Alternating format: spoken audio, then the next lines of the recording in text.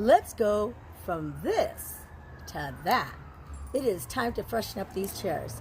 And it's quite an emergency that it sounds like the emergency personnel are talking about it too. Time for me to get on my apron, and I'm going to show you a little bit of DIY on some upholstery for your dining room chairs. Okay, I've done a few DIY projects at home regarding upholstery. Recovering the seats on the dinette chair is just going to make the dinette look like a brand new set. So let me get started first by showing you some of the supplies that we need. Something that you'll need is you'll need some fabric of your choice, either a tapestry, maybe a vinyl, and then also a ruler so that you can use for cutting, your cutting tools, scissors, maybe a rotary cutter. It's possible you might need to mark some holes where the screws is, and then we'll need a screwdriver in order to pull out some of the staples. You've got some pliers in case some of them are a little too stubborn to come out, and we have a drill so that we can take the screws out from the bottom of the chair, and a staple gun. And don't forget a couple of containers that you will need to put your screws in, and also a container to pull out, to set aside the old staples. Okay, now to get the party started. We have a little music in the background, and time to pick up this chair and take the screws out. All right. So what you can have is you can have a long bit on your screwdriver. This one here is kind of like a medium-sized bit. In case I have some problems, I can put a longer bit inside of it in order to reach into the depth of the hole where the screws are currently located. Okay, so let me go to start with this one. This is medium size. Let's go ahead and get that. Make sure you put your battery-operated drill on reverse. Take those out. And like I said, most important is to have a little container so that you can put your screws in to use them for later. So upholstery is a lot of fun. Really helps to freshen things up every now and then. You know, you can do it. It's about 15 years since I've had these on it. And it's so old that I had, you know, my kids were a lot younger. We had lots of family coming over. And I didn't want the kids to get the upholstery on the chairs dirty, so I actually had put some plastic on the chairs, and that's really old school. But anyways, it's a new day, and it's a new day to freshen things up. Okay, so all of the screws have been taken out of there. Some of them didn't come through all the way, so let me just go ahead and help those out. That didn't come through all the way. Oh, it looks like there's various types of screws in this chair. No biggie. We're able to work with that. So, okay, so we have the seat off. Let's go ahead and put our chair aside. Take the opportunity to get a rag, get your furniture polished. If you have a wooden chair, clean it up, get all the dust off, any debris that has been left behind.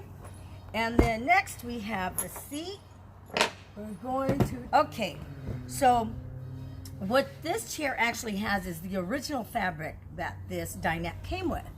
And like I said, maybe about 15 years or so, maybe 20, I put some plastic on top of it. I've been wanting to replace the seats here. Here's our little container for the staples that we're going to be disposing of. And anyways, I'm real excited about this project here. It's a beautiful day out here in San Diego. Make sure you don't have your opposite hand there in the way, where some of these staples, you know, a little tough to get out. Sometimes you have to turn it around and put it the other way. There we go. So I've done a little upholstery on not just seats, but also a hope chest unit, little upholstery with reupholstery with like chairs, but I haven't done anything like a sofa. Not like that, but a bed frame. I've done that in the past. Just lots of little DIYs, and it's always fun. These are coming out pretty good. And once in a while, like I said, there might be a stubborn one, so you need to pull that out with the pliers. So have your pliers handy. And I'm gonna go ahead and stop the camera for a minute, finish taking all of these staples out, and then we'll be getting on to the next step. Okay, all of the staples have been taken off of the plastic, and now I can take that plastic off of the seat that I had, put that off to the side, and just like they have it in some of the cooking commercials, voila, we have one that's bare right here and ready to have the fabric stapled to it. So one rule of thumb that I use when I'm recovering some seats is I want to go ahead and create 3 inches around the border of my project. So for instance, put it on the fabric and we go ahead and create 3 inches. We cut 3 inches around. So we do that. That's going to be our pattern. And once you actually staple one of the covers onto the seat, that's when you know that it definitely does work properly, and you don't have to make any specific adjustments. Or you might have to make some little minor ones as you're doing the stapling, but really that's basically like your pattern. It would be a good idea to cut actually 2, and that way you have that pattern to use for the remaining seats. So let me go ahead and get started with this. I have my staple gun, my scissors handy because I may need to use them. What I like to start with, you go ahead and center it as best as possible. Try to have a good eye for it. If you don't, then use a ruler. I've been doing this type of thing, have a little bit of a seamstress eye. So I'm going to go with that, okay? So let me go ahead, pull that fabric back, and start getting this going. And you do want to go ahead and pull your fabric nice and tight before you staple gun it, okay? So we're going to go through, see if I can get this going. You want to keep in mind where the holes are for the screws because you don't want to cover that. Just in case the fabric does cover that, you want to go ahead and just try to cut around it. Another thing that I like to keep in mind and keep as a rule of thumb as well is each seat, I like to make sure that when I take those screws out that I use that specific seat to go with that specific chair, because there could be a possibility that maybe one might be off a little bit more than the other, even by, you know, 1/8 of an inch, 1/4 of an inch. And what I don't want to do is I don't want to create another hole inside the bottom of the seat when I screw the seats back into the frame. So we start on one side and then let's go to the opposite end. Start targeting that area. Whoa. Gotta be careful with some of these electric staple guns because this one here is called the Power Shop Pro. And if you don't know how to use a staple gun, no problem. You can learn how to use it and read the instructions.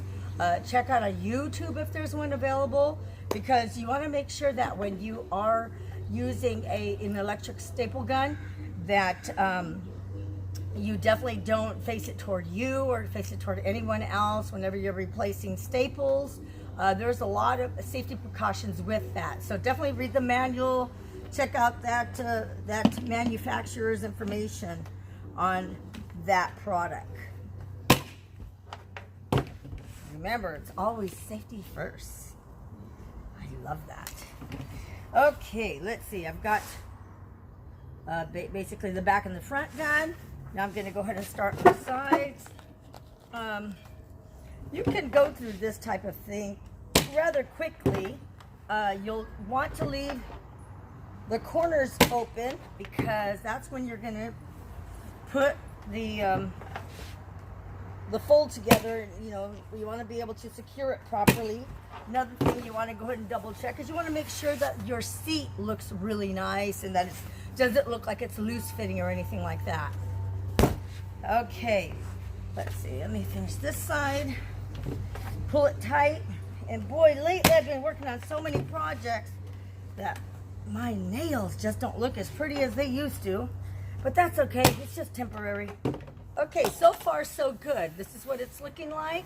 And what I wanted to show you is I wanted to show you that I have stapled the fabric all along here. And I'm going to be working now with this corner as well as this corner to complete this seat. So let me show you how I do that. I put the staples in, getting very close to the corner here. And then this is where I see where the hole is for the screw. I don't want to cover that hole. I want to make sure that I go either on a side of it or cut around it. So what I want to do is take these two corners, bring them in close together like this. Work your fabric this way.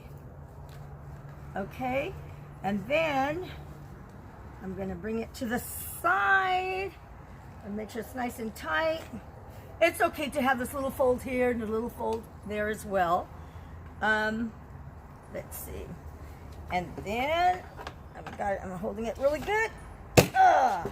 There we go. Boy, I sure put a lot of enthusiasm in that one there.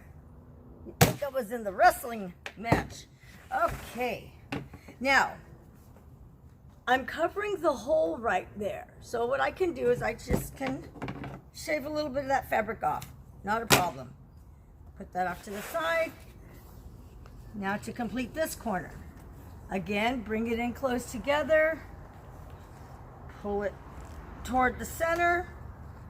Make sure I know where that hole is for the screw. So either I don't cover it, I can go off to the side and or shave that fabric off again. So let's go. Make sure when you're using an electric staple gun that it does help to put pressure on the top there. And that's also a proper way to use that staple gun.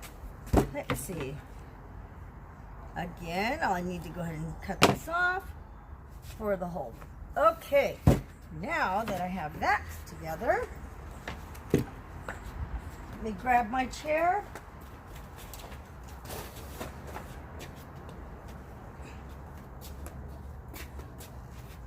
And I will put this together. All right, I'm screwing these 4 screws in. The bottom 3. I already did the other 2. Now these 2. There we go. See how that looks? Here we go. It's looking good. We're making progress. All right. I got a few more chairs to do.